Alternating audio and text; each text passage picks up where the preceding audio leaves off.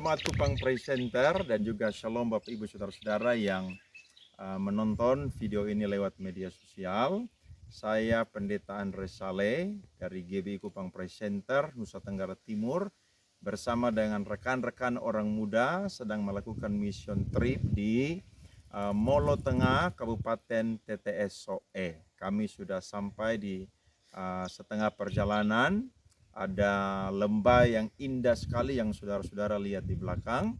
Dan ini merupakan kesempatan yang baik di mana Tuhan membawa kami untuk ada di Molo Tengah di dalam satu misi, yakni membawa kabar baik atau membawa Injil kepada jiwa-jiwa yang perlu untuk mendengarkan firman Tuhan, dan mereka juga dikuatkan, bahkan juga diselamatkan dan juga diberkati. Rasul Paulus pernah berkata dalam Roma pasal 10 ayat 15, betapa indahnya kedatangan dari mereka yang membawa kabar baik. Nah, pesannya untuk kita semua, mari terus berjalan dalam visi dan rencananya Tuhan. Masih banyak jiwa-jiwa dimanapun berada yang sedang membutuhkan Injil. Mari bergerak sesuai dengan tuntunan Tuhan.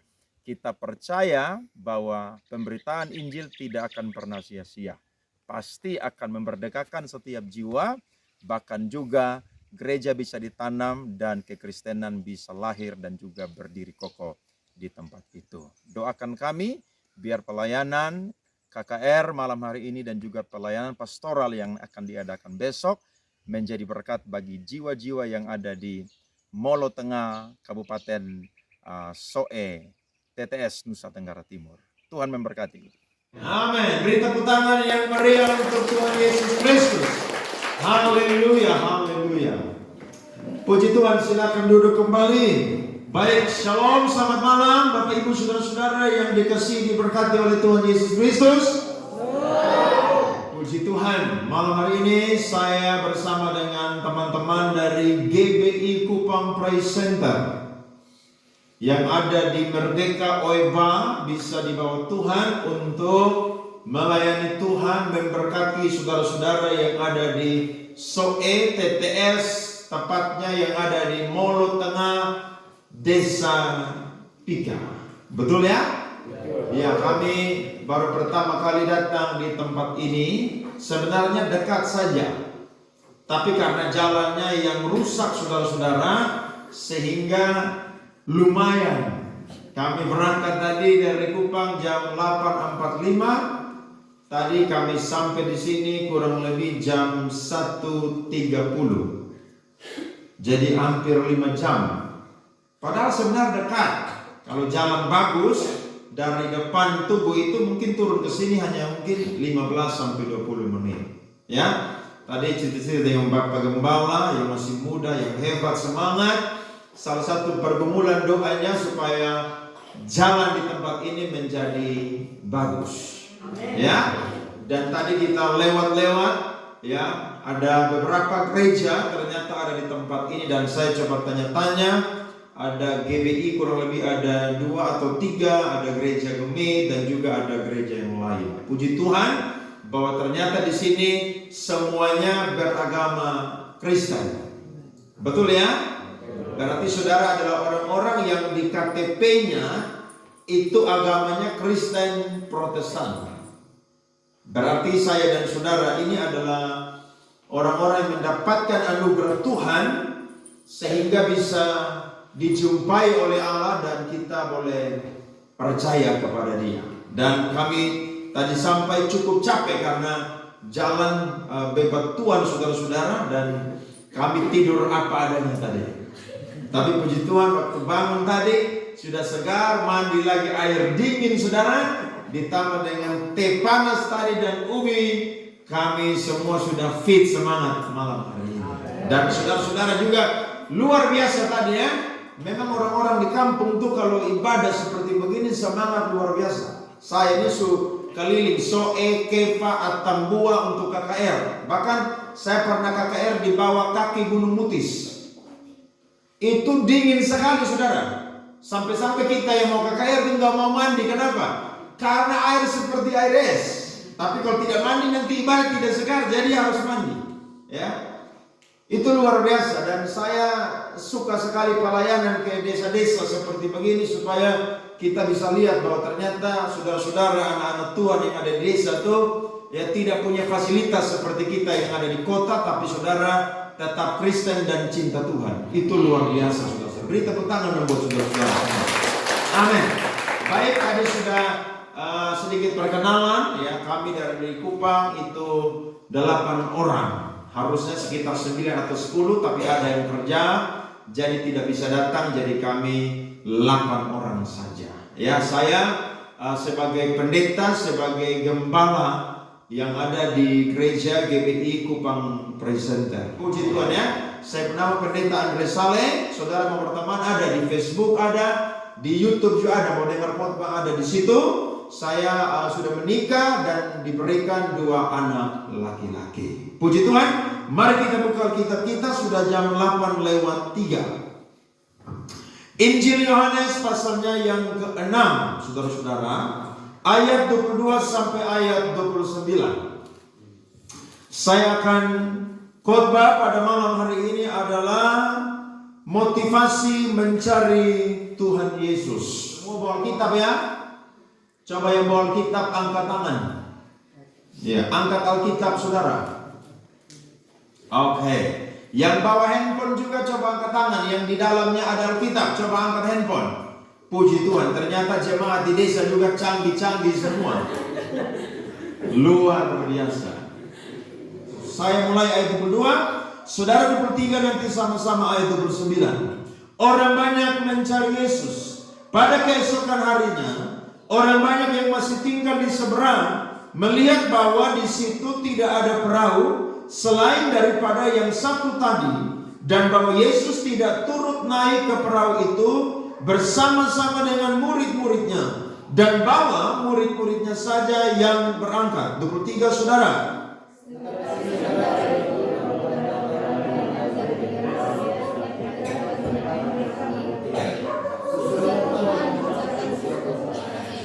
Ketika orang banyak melihat bahwa Yesus tidak ada di situ dan murid-muridnya juga tidak, mereka naik ke perahu-perahu itu lalu berangkat ke Kapernaum untuk mencari Yesus. 25.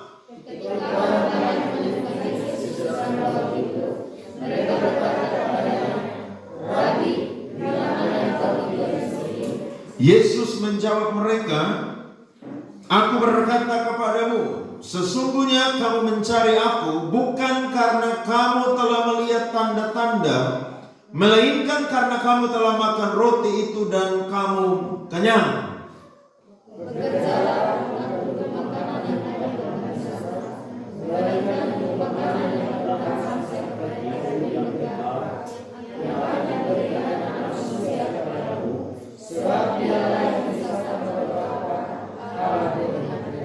Lalu kata mereka kepadanya, "Apakah yang harus kami perbuat supaya kami mengerjakan pekerjaan yang dikehendaki Allah?" Sama-sama jawab Yesus kepada mereka, "Inilah pekerjaan yang dikehendaki Allah, yaitu hendaklah kamu percaya kepada Dia yang telah diutus Allah." Beri tepuk tangan untuk pembacaan firman Tuhan ini.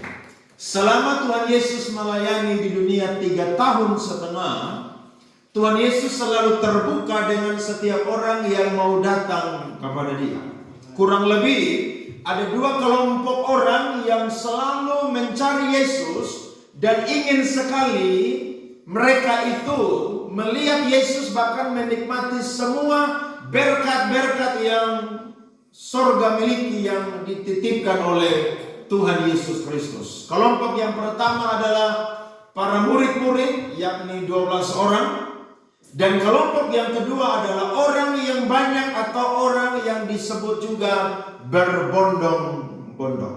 Nah, mereka selalu saudara untuk mencari Tuhan Yesus Kristus, sehingga kemanapun Yesus pergi mereka terus berusaha untuk mendapatkan Tuhan Yesus Kristus.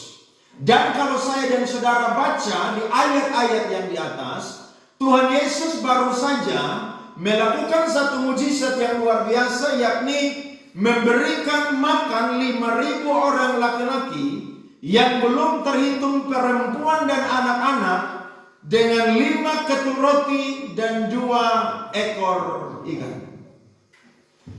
Mujizat ini membuat mereka itu takjub, saudara-saudara, karena hanya dengan 5 ketul roti dan 2 ekor ikan kau bisa memberi makan orang yang begitu banyak.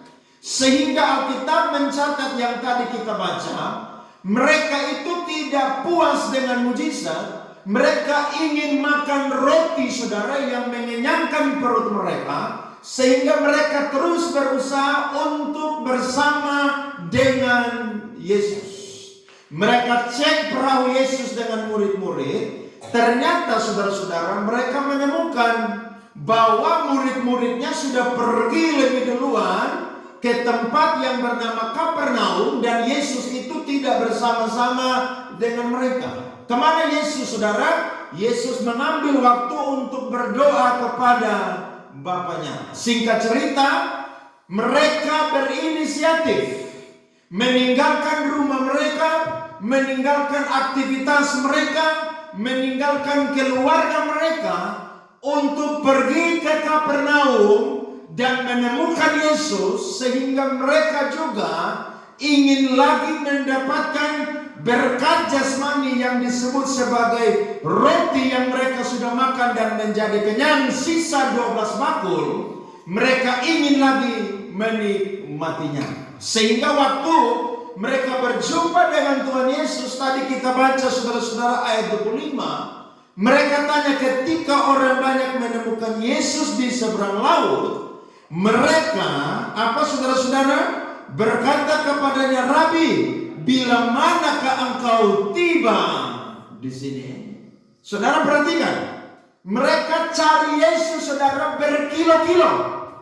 Mereka jalan, saudara, berkilo-kilo.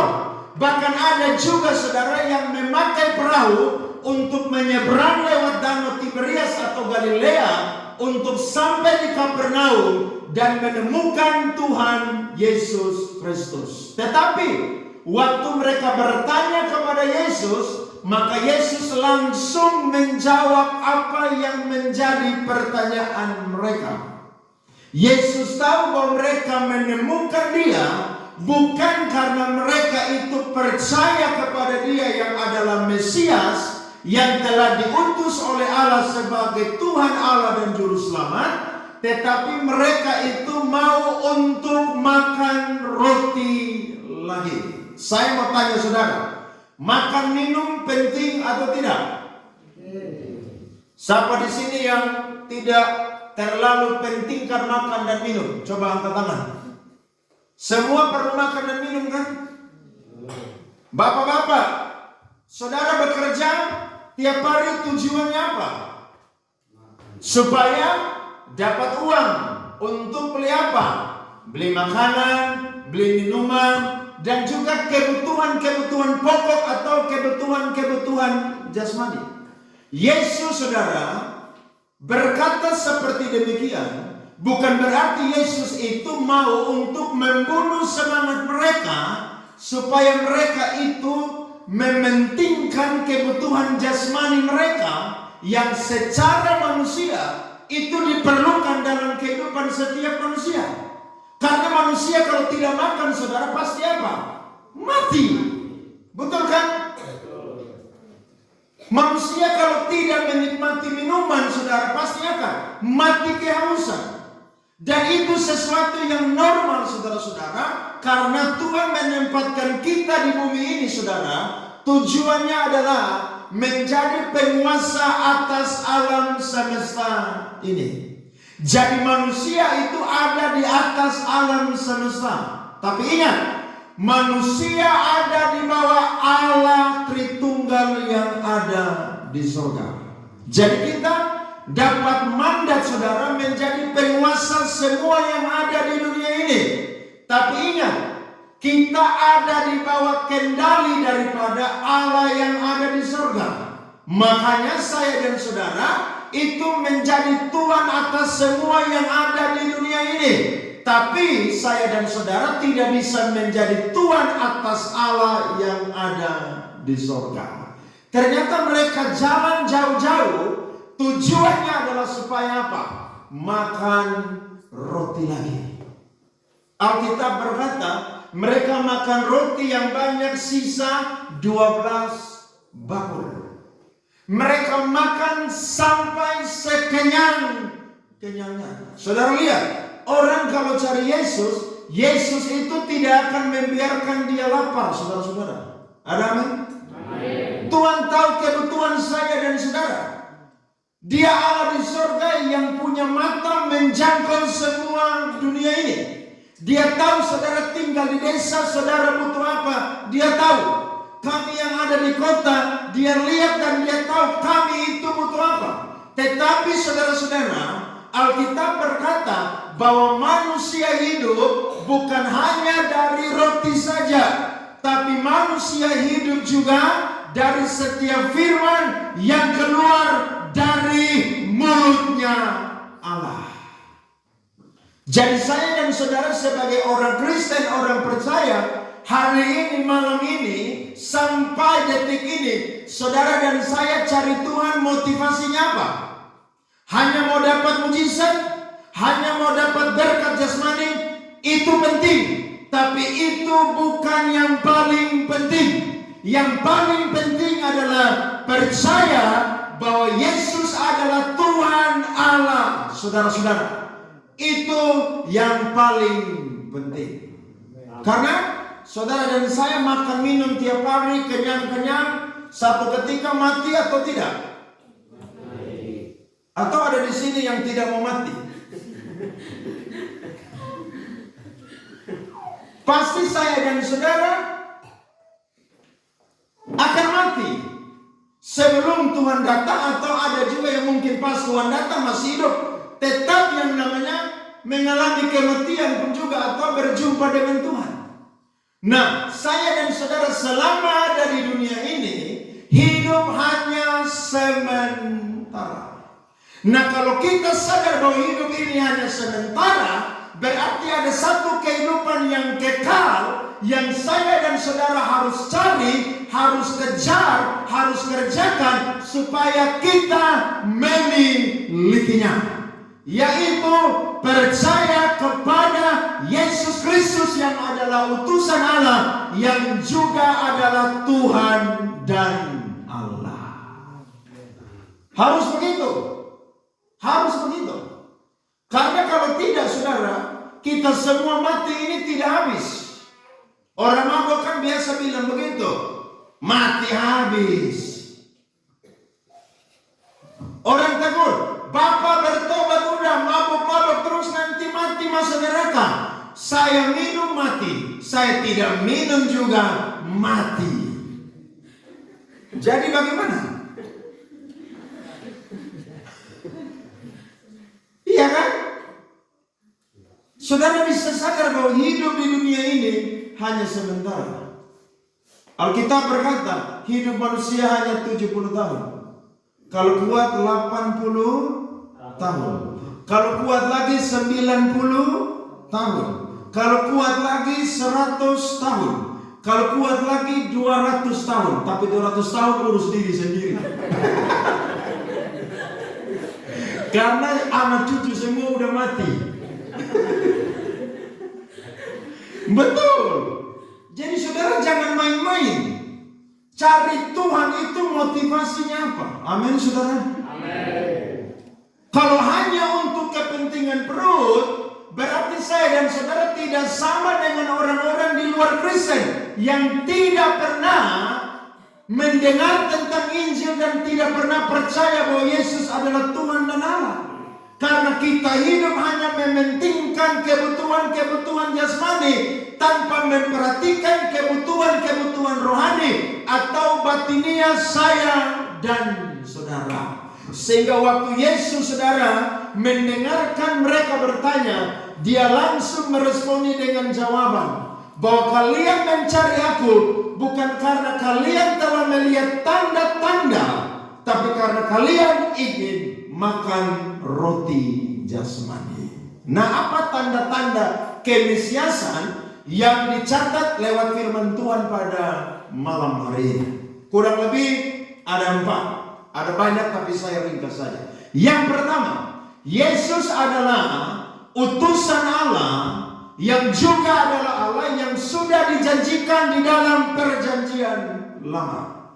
Waktu manusia jatuh dalam dosa, maka Allah berinisiatif untuk menebus manusia supaya diperdamaikan lagi bersama dengan Allah. Maka Kejadian pasal 3 ayat 15 adalah Injil yang pertama, di mana Allah menjanjikan satu keturunan dari seorang perempuan yang akan mengalahkan iblis dan akan menebus dosa umat manusia. Namanya adalah Tuhan Yesus Kristus. Banyak nabi muncul, banyak imam muncul, rasul-rasul ada setelah kebangkitan Yesus. Tapi yang adalah Tuhan dan Allah hanyalah Yesus Kristus.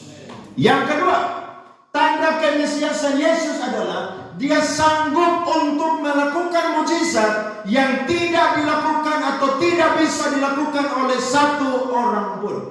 Dia bisa mentahirkan orang kusta, Dia bisa yang namanya membangkitkan orang mati, bahkan juga saudara, orang yang punya sakit, perempuan, pendarahan, dia berkata, asal saja kujamah jubahnya, maka pasti dia akan apa saudara? Sembuh.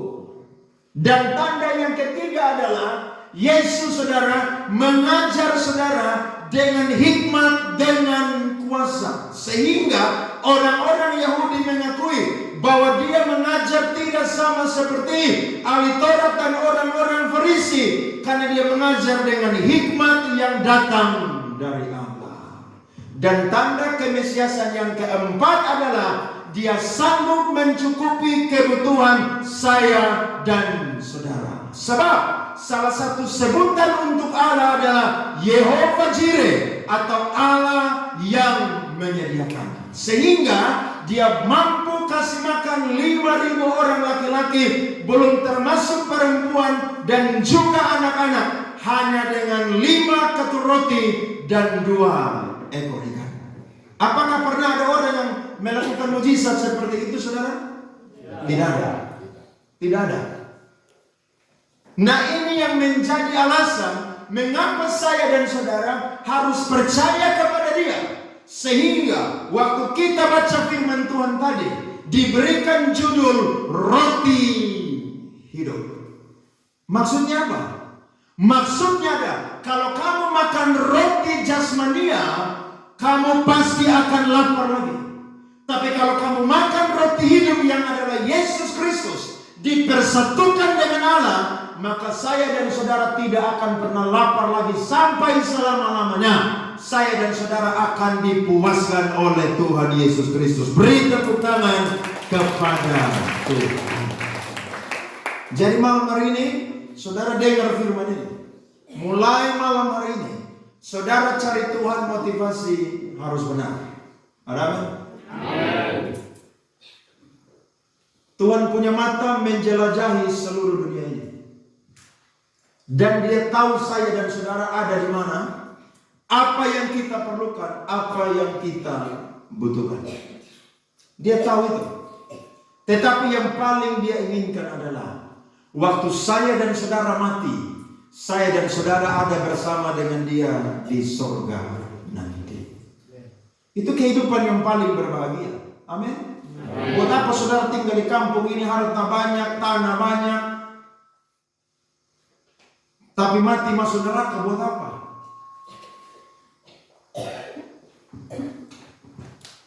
Lebih baik saudara harta banyak, tanah banyak, warisan untuk anak cucu banyak, tambah percaya Tuhan Yesus Kristus. Itu baru sempurna, baru kebahagiaan yang sejati.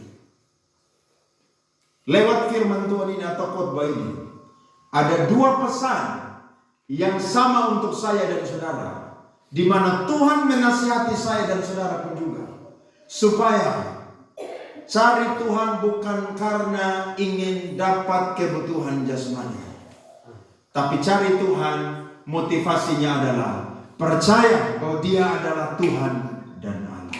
Yang pertama adalah karena waktu saya dan saudara percaya bahwa Yesus adalah Tuhan dan Allah, maka jaminan masuk dalam kerajaan surga itu pasti.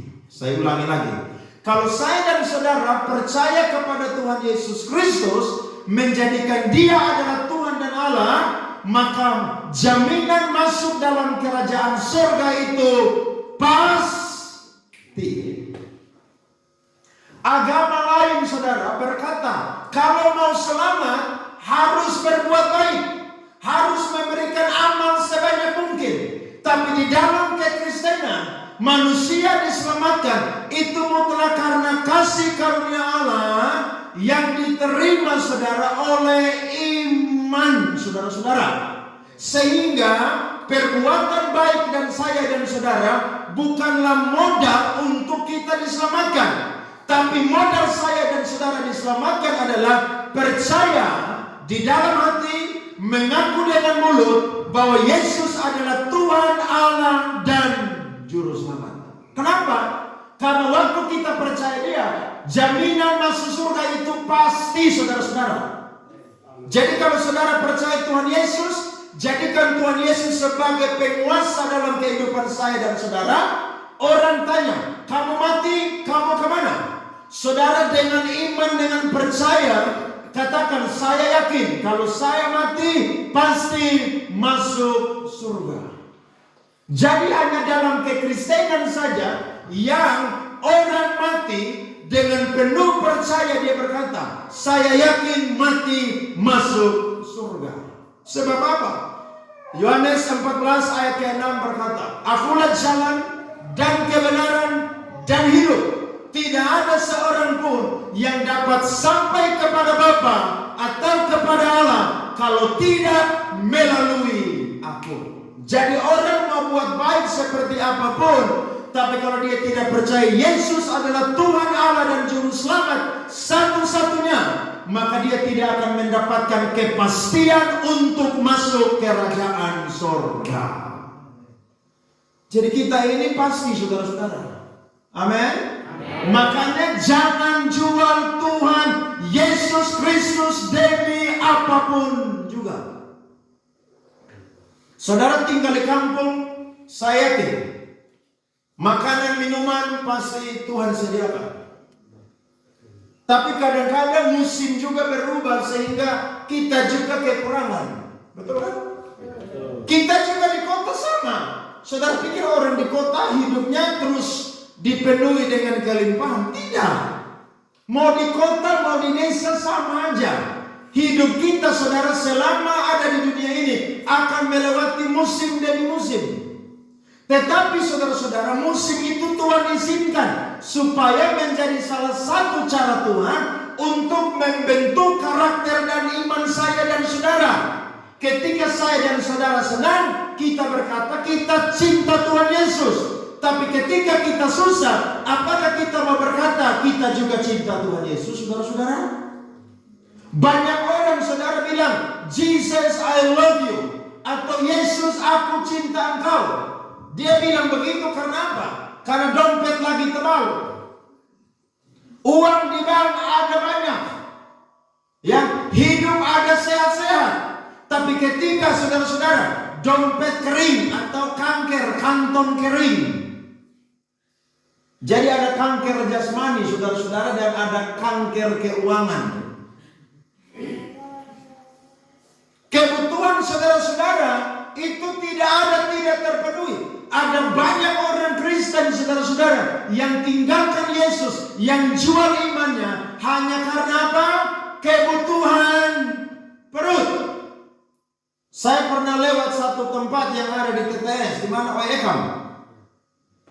Saudara pernah pergi ke situ atau tidak? Banyak orang TTS, orang Soe di sana yang sudah pindah agama. Kenapa? Ya karena iman mereka tidak kuat. Cara-cara iblis, saudara, untuk membuat saya dan saudara tinggalkan Yesus itu banyak sekali. Itu akan berhubungan dengan jasmani saya dan saudara. Pernah ingat kisah Ayub? Pernah ingat? Ayub punya istri nama siapa? Ada yang tahu? Coba angkat tangan. Yang tahu saya kasih uang 20.000. Ya istrinya bernama Nyonya Ayub tuh. Saudara kok tidak bisa mikir itu? Ayub itu orang yang paling kaya di bagian timur Israel. Tapi dalam satu hari binatang mati semua, hamba-hamba mati semua, anak laki-laki perempuan mati semua. Iblis lihat, kok Ayub bukannya menyangkal imannya, justru tambah cinta Tuhan. Maka iblis menghadap Allah lagi yang ada di surga dan berkata, apakah dengan cara itu cukup? Iblis minta tawar-menawar lagi. Akhirnya Tuhan berkata, sentuhlah tubuhnya, tapi jangan nyawanya. Tuhan izinkan saudara pergi dan menyentuh tubuhnya Ayub. Ayub yang begitu sehat, begitu jaga kesehatannya karena dia orang kaya makan minum enak. Saat itu pun juga Ayub sakit, mengalami bisul atau bara dari ujung kepala sampai ujung kaki. Maka istrinya berkata, bilang apa? Masihkah engkau menyembah Allahmu? Kutukilah dia dan apa? Matilah. Saudara pernah baca firman Tuhan itu? Pernah baca? Pernah baca ibu-ibu? Mama-mama, oma-oma?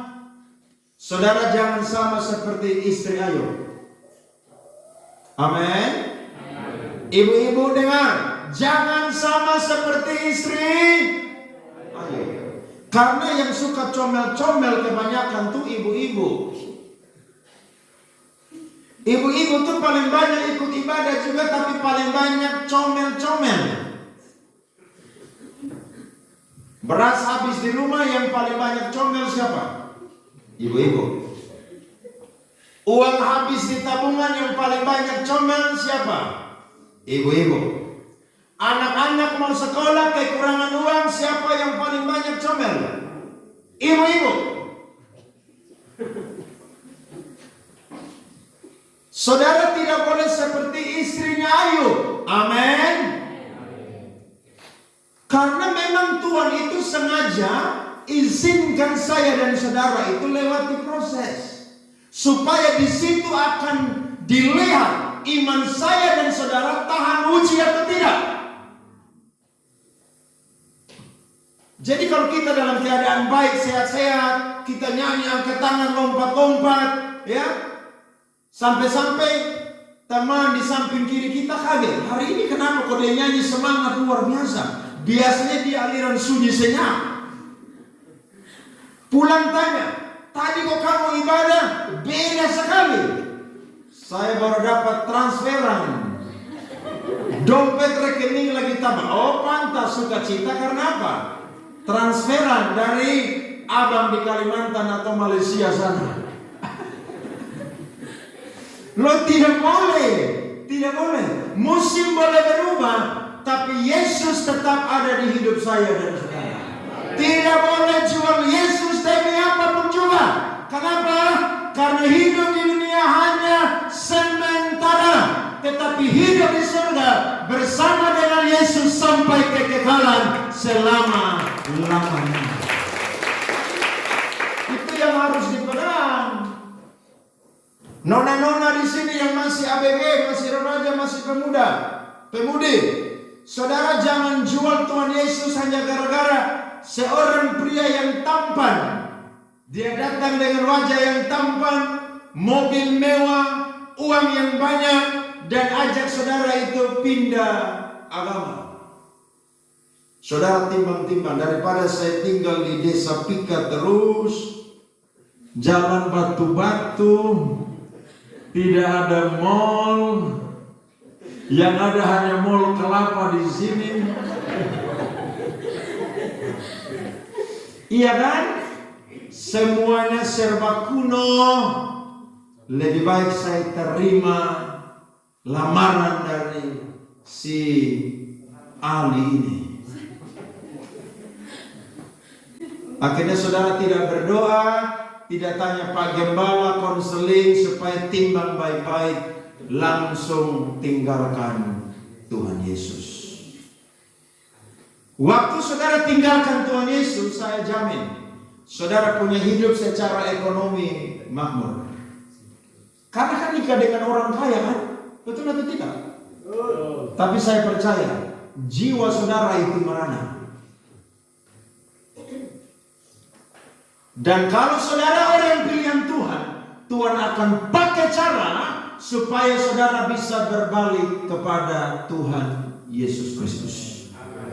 Amin. Ada pernah satu cerita, saudara dengar baik-baik. Ada seorang perempuan cantik, guru sekolah minggu di kota Bandung, Jawa Barat. Dia umur sudah 30-an tapi belum ketemu jodoh. Memang kadang-kadang yang aktif melayani cinta Tuhan habis-habisan, jodoh juga lama, saudara. Karena terlalu banyak melayani Tuhan, sibuk di gereja.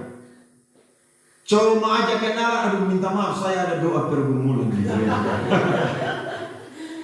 Ajak ayo malam minggu habis ibadah, tidak bisa, saya besok pelayanan jadi harus persiapan.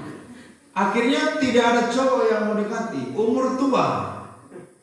Tiba-tiba saudara dia jumpa dengan satu pria yang tampan, yang ganteng, yang kaya, dan pekerjaannya adalah seorang pilot. Saudara tahu pilot? Apa pekerjaan pilot? Bukan sopir pick up, saudara. Itu bawa pesawat di atas. Bukan pick up. Akhirnya ditinggalkan dunia pelayanan, tidak jadi guru sekolah minggu, pindah agama.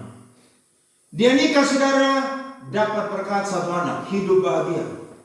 1 bulan suami gaji saudara ratusan juta. Tapi karena memang dia orang pilihan Tuhan, dia punya jiwa itu merana, saudara-saudara. Tidak tenang, kenapa? Dia sudah melayani Tuhan dari remaja, tapi dia tinggalkan dunia pelayanan dan tinggalkan Yesus. Satu ketika, saudara, ada satu pertunjukan pesawat. Maka suaminya dipilih untuk menjadi salah satu pilot yang akan menerbangkan satu pesawat dengan satu atraksi yang harus bagus. Dia pun ikut menonton, saudara-saudara. Suaminya terbang dan tidak sengaja pesawat yang dibawa oleh suaminya jatuh, saudara. Hancur, meninggal. Waktu saudara dihadapi kenyataan itu, saudara, Tuhan langsung bicara kepada dia. Saya pakai cara itu supaya engkau kembali kepada saya. Karena buat apa engkau kaya raya, setiap bulan dapat uang ratusan juta, tapi engkau mati binasa di neraka kekal. Dia langsung minta ampun kepada Tuhan. Habis suami dimakamkan, saudara, dia jumpa dengan mertuanya. Dia berkata, saya mau kembali jadi orang Kristen. Mertuanya berkata, kalau kamu mau jadi kembali orang Kristen, silakan. Tapi anak kamu, anak suamimu atau anak kami tidak boleh ikut bersama dengan kamu. Dia berkata, tidak apa-apa. Yang penting Yesus tetap jadi milik saya dan saya tetap jadi miliknya Tuhan Yesus. Amin, saudara. Beri tepuk tangan kepada Tuhan. Itu yang paling berharga. Karena Yesus berkata, apa untungnya seseorang memiliki seisi dunia ini, tapi dia kehilangan apa, saudara? Jiwanya atau apa? Nyawanya. Dengan apakah ia dapat menggantikannya, saudara? Tidak ada. Itu sebabnya hidup di dunia ini cuma satu kali hidup. Pakai kesempatan ini, saudara, untuk percaya kepada Yesus, pegang Yesus dan dipegang oleh Yesus sampai selama-lamanya. Mati harus tetap dalam keadaan sebagai orang Kristen atau orang percaya. Jangan jual Yesus demi apapun. Walaupun susah menderita, sekali Yesus, tetaplah Tuhan Yesus Kristus. Amin. Itu penting. Itu paling penting, saudara-saudara. Itu berkat yang pertama. Dan berkat yang kedua yang saya mau bagi adalah, kalau saya dan saudara percaya kepada Tuhan Yesus sebagai Allah dan Tuhan, maka Dia memperhatikan kebutuhan jasmani dan kebutuhan rohani saya dan saudara.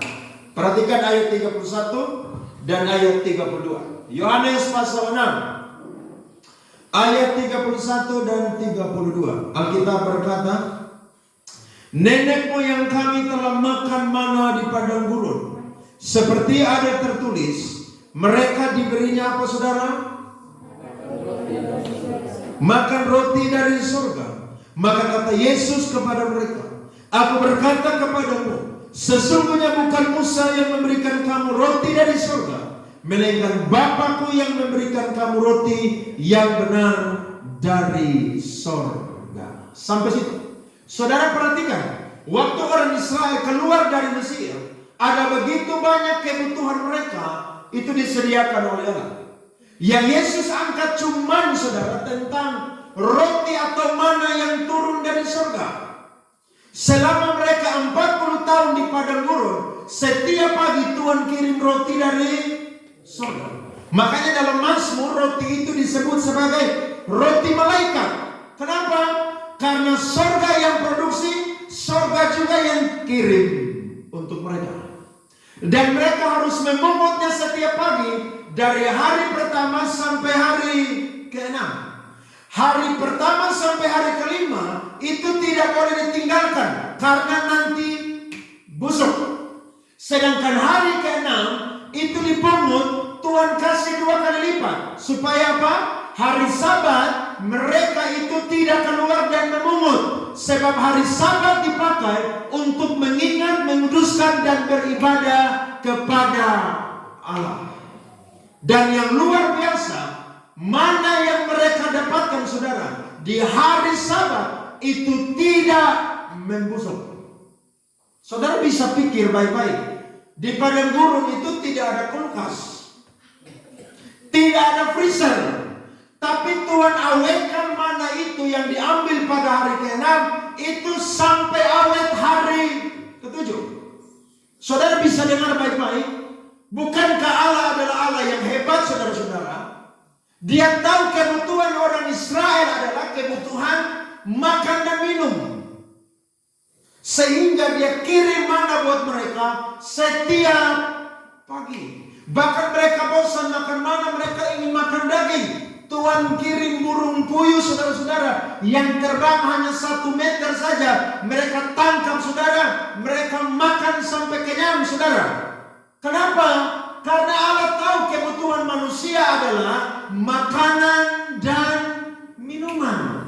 Itu yang saya singgung tadi di depan. Allah tidak pernah saudara meruntuhkan yang satu dan mempertahankan yang satu. Tidak pernah. Allah selalu seimbangkan antara yang jasmani dan rohani. Karena kita hidup di dunia butuh makan dan minum. Kalau tidak makan dan minum, maka saya dan saudara tidak menggenapi firman. Waktu manusia jatuh dalam dosa, Tuhan bilang kepada Adam, kamu akan berkeluh, berkeringat, mencari makan dari tanah yang dikutuk oleh Tuhan. Jadi Tuhan saudara taruh kita di dunia ini untuk apa? Untuk bekerja, untuk mengusahakan. Makanya manusia harus bekerja. Pria-pria di sini harus bekerja. Jangan pemalas.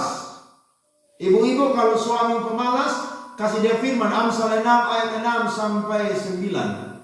Hai pemalas, pergilah belajar kepada semut. Bayangkan, saking Tuhan itu saudara jengkel dengan orang yang pemalas. Tuhan bilang belajar ke binatang yang namanya semut. Saudara pernah lihat semut? Pernah rumah saudara penuh semut? Mereka buat apa di rumah saya dan saudara? Cari makan. Bayangin, semut aja saudara cari makan. Nah, ada orang laki-laki yang pemalas. Kalau ada suami-suami di sini yang masih sehat, tangan masih sehat, kaki masih sehat, tapi kalau pemalas, saudara kutip firman Tuhan 2 Tesalonika 3 ayat 10. Jangan kasih dia makan. Bisa saudara-saudara? Loh, kan saudara yang kerja, dia tidak kerja, dia pemalas. Itu firman Tuhan. 2 Tesalonika 3 ayat 10. Paulus ngomong itu karena Paulus juga seorang pekerja. Dia itu tukang kemah atau seorang pembuat tenda. Dia bukan cuma rasul penginjil yang hebat, saudara, tapi dia juga seorang pekerja yang hebat. Dia bekerja supaya apa? Kebutuhan dia dan rekan-rekannya tercukupi. Karena ada berkat yang mereka dapatkan dari pekerjaan sebagai seorang apa? Tukang kemah atau tenda. Makanya Pak Gembala saudara ini bagus. Saya belum banyak sharing, tapi tadi tanya-tanya dia punya kerinduan supaya ada sumur bor di sini. Saya bilang ayo segera masukkan, karena dari GBI ada kasih satu berkat, setiap gereja yang punya tanah atas nama gereja akan dibuat sumur bor. Saudara berdoa supaya di tempat ini ada sumur bor. Kalau air melimpah, saudara bisa usaha tanam sayur ke, piara ayam ke, atau apapun supaya apa? Saudara diberkati. Amin. Berdoa. Jadi Tuhan tidak pernah suka dengan orang yang pemalas. Ibu-ibu, bapak-bapak, kalau anakmu sudah tamat sekolah dan pemalas, tidak mau kerja, yang suka tidur-tiduran, nonton YouTube, nonton TikTok, apalagi goyang-goyang, bikin goyangan di TikTok, suruh dia merantau. Merantau. Kalau tidak ke Kupang, ke Jawa. Kalau tidak ke Jawa, Kalimantan. Kalau tidak Kalimantan, kemana? Malaysia, Singapura, Papua. Bila perlu kemana? Amerika juga bisa. Supaya di sana dia tuh apa? Kerja. Karena kalau pemalas itu Tuhan tidak suka, saudara. Amin. Nah, Tuhan itu Allah yang tahu kebutuhan saya dan saudara. Sehingga dari sekian banyak berkat Tuhan, Tuhan cuma angkat yang namanya roti atau mana dari surga. Jalan 40 tahun, Tuhan mampu menyediakan berkat jasmani bagi orang-orang Israel. Nenek moyang mereka itu dipelihara 40 tahun. Tetapi apa yang membuat mereka mayoritas dibunuh oleh Allah, saudara-saudara? Jawabannya adalah karena mereka suka sungut-sungut, tidak percaya Allah sanggup memelihara mereka di padang gurun. Jadi saudara-saudara, iring Tuhan, jangan khawatir tentang apapun juga. Saudara punya kebutuhan banyak, tapi ingat Yesus berkata, Bapa kita yang ada di surga tahu bahwa kita memerlukan semuanya itu. Amin. Dia tahu kebutuhan kita. Makanya kalau saudara cari Tuhan, saudara jangan pernah ragu tentang berkat-berkat jasmani. Jangan pernah ragu. Karena ingat, kalau saya dan saudara anak Tuhan Yesus Kristus, setiap pagi dia kirim berkat bagi saya dan saudara. Saudara jangan bilang, Tuhan, kok kami tinggal di kampung begini nih? Loh, saudara tinggal di kampung, tanah banyak. Saudara mau tanam usaha apapun juga bisa. Kita yang di kota sana, tanah sudah tidak ada lagi. Mahal-mahal. Saudara bisa diberikan hikmat oleh Tuhan untuk apa? Mengerjakan, mengelola tanah yang ada untuk apa? Supaya saudara diberkati dengan berkat jasmani. Amin. Saudara bisa bayangkan kalau saudara semua kerja, saudara dapat berkat, saudara kasih persembahan tiap minggu, kasih persepuluhan tiap bulan. Gereja di sini saudara akan tercukupi semua kebutuhan-kebutuhannya. Amin. Saudara sadar, saudara lihat di sini masih kurang banyak. Sound system masih kurang, speaker masih kurang, alat musik apa adanya. Saudara berdoa supaya diberkati, saudara bisa berkati pekerjaan Tuhan. Makanya kalau dapat berkat, 90% milik saudara, tapi 10% milik siapa? Tuhan. Di sini jangan ada yang suka tahan-tahan persepuluhan, apalagi pencuri Tuhan punya milik. Jangan ya. Banyak orang Kristen itu begitu.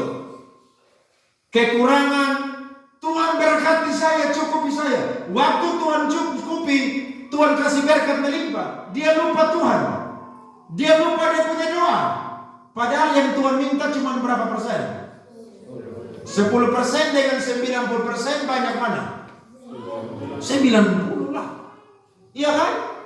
Bayangkan, saudara sudah dapat 90, Tuhan cuma suruh kasih 10, tapi masih apa? Mencuri. Bayangkan kalau Tuhan bilang begini, 90% milik saya, 10% milik kita. Saya yakin saudara langsung pindah agama. Pindah agama itu pasti. Tapi saking baiknya Tuhan cuma bilang apa? 10% untuk saya.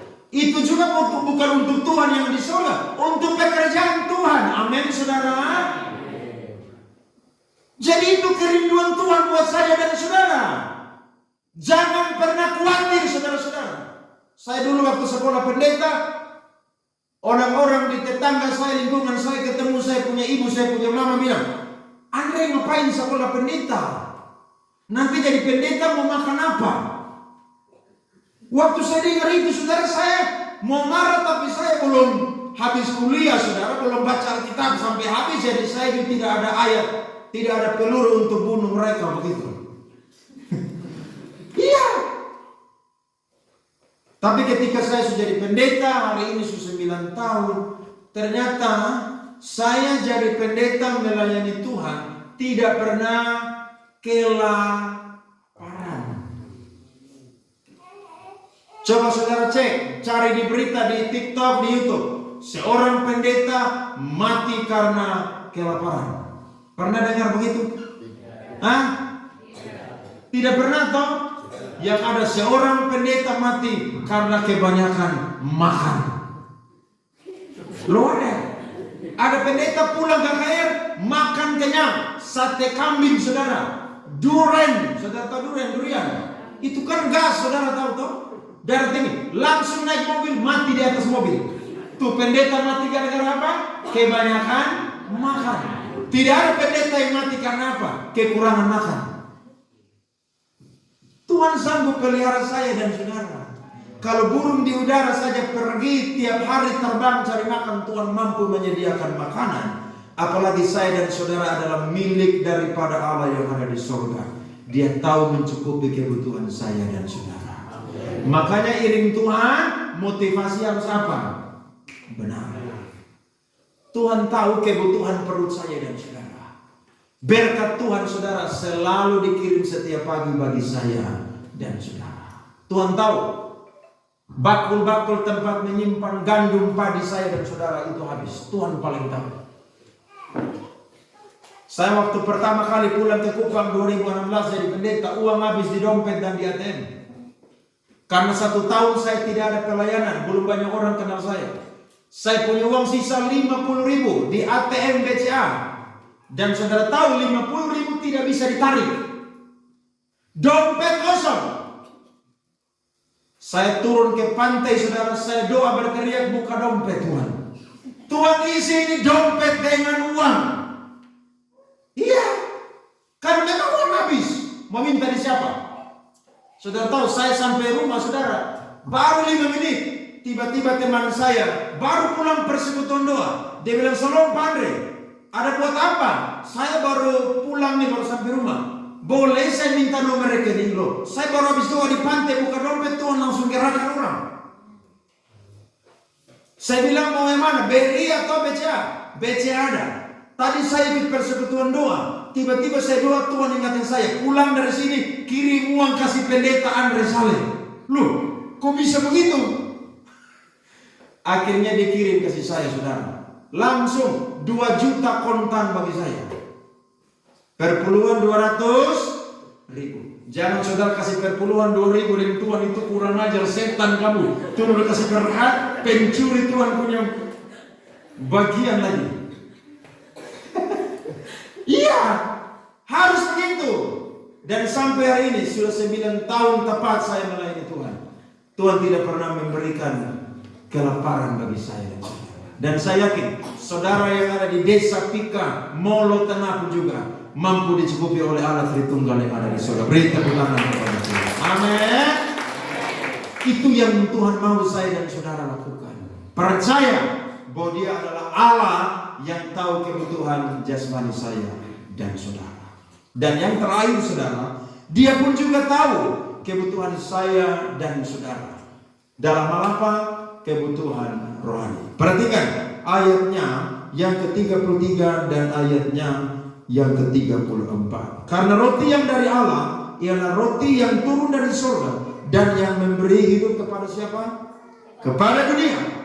Maka kata mereka kepada Tuhan, berikanlah kami roti itu senantiasa. 35 ayat terakhir, baca sama-sama 23. Kata Yesus kepada mereka, akulah roti hidup. Barang siapa datang kepadaku, ia tidak akan lapar lagi. Dan barang siapa percaya kepadaku, ia tidak akan haus lagi. Amin saudara. Itu yang penting bagi saya dan saudara. Cari Tuhan dengan motivasi yang benar. Buat apa saudara jauh-jauh datang ibadah, jalan capek-capek, tinggalkan rumah, tinggalkan aktivitas, hanya mau ingin dapat berkat jasmani. Tuhan tahu itu penting bagi saya dan saudara.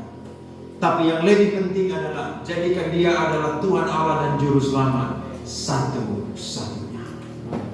Memiliki Yesus Kristus adalah segala-galanya bagi saya dan saudara. Dia tidak akan tergantikan oleh apapun juga.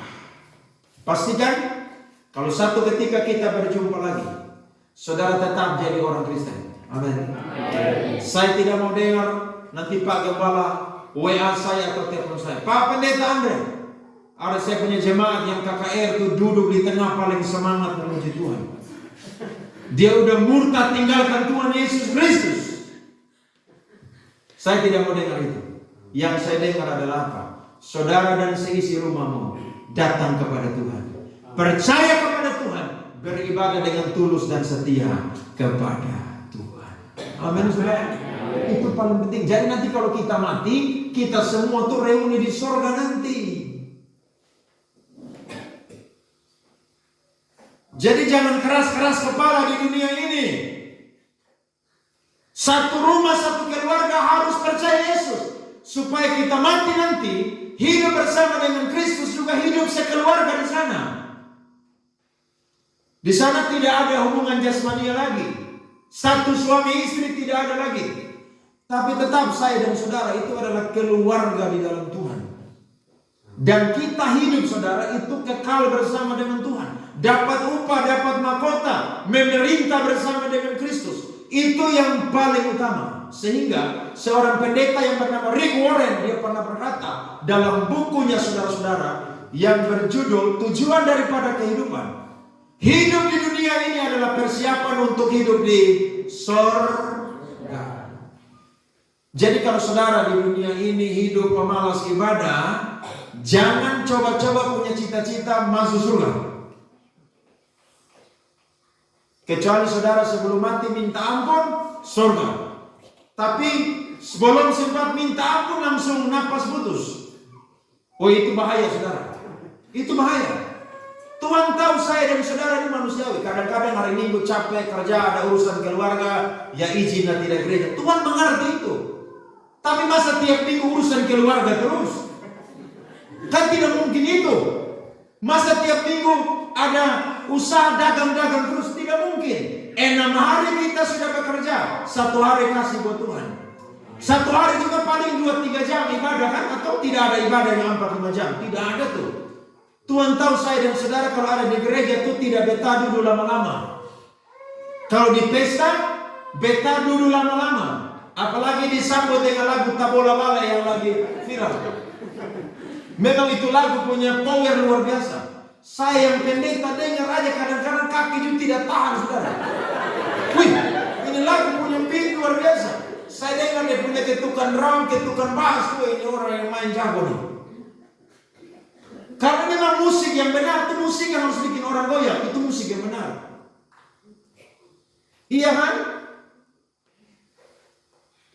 Saudara harus pakai kesempatan yang ada. Karena Tuhan tahu saya dan saudara itu kesayangannya. Berikan apa yang menjadi milik Tuhan dan berikan apa yang menjadi milik daripada Kaisar. Harus punya prinsip itu. Kalau kita punya prinsip itu, saya yakin kita seimbang dalam kehidupan ini. Motivasi yang benar cari Yesus adalah menjadikan dia adalah roti hidup. Saya dan saudara makan tidak akan lapar lagi, minum tidak akan pernah haus lagi. Makanya kepuasan yang paling sejati adalah hanya di dalam Yesus Kristus. Di luar Yesus Kristus tidak pernah ada kepuasan sejati, kebahagiaan yang sejati. Amin, saudara. Tuhan berkati kita semua dengan firman Tuhan. Beri tepuk tangan. Mari kita bangkit berdiri semua. Haleluya.